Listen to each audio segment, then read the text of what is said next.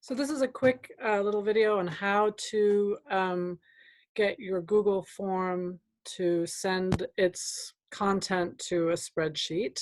I'm going to start off by making my Google form very quickly. So I'm in my Google Drive. I've already logged in. I want to make a new form. So I'm going to go under New. I'm going to go under More, and there's my Google Forms. And I'm just going to do a very quick one. The idea maybe is for attendance. So I'm going to type in attendance. And I'm going to click on Untitled Question. I'm going to say first name. And I'm going to make that required. And I'm going to copy that and do last name. And because I copied it, it's also automatically required. I'm going to go up here to make it title the form, and it just grabbed whatever I did from here. So it's going to be called attendance. So this is my form now, and I want to share it. So you'll notice this is called the back end of my form. This is where I've made my questions. And I'm on this tab that is called questions. If I click on responses, this is where I'll see the responses as they come in.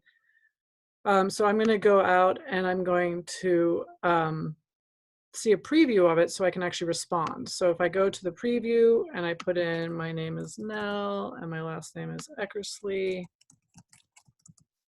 and I'm going to submit it. Now when I go back to my form, there's a response there. So I'm going to click on responses. I see the information here.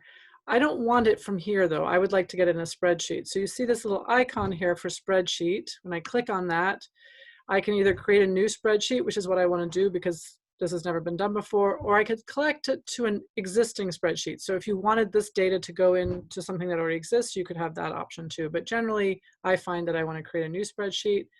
I click create. So it's now created a spreadsheet linked to that form. So anyone who answers that form, their data is going to go in here, and it's always going to be time stamped. So say you use the same form every day for your students, you're going to see the timestamp for day 1 and then the timestamp for day 2. You don't have to create a new form for every day. You could also reattach that form to a different spreadsheet and have that be the way that you collect the data. But that's the basics. So now in my Drive, I'm going to have an attendance form and an attendance spreadsheet. And I might want to put them in the same folder, but that's all things I can add on to later. And that is how you make a spreadsheet to connect to your form.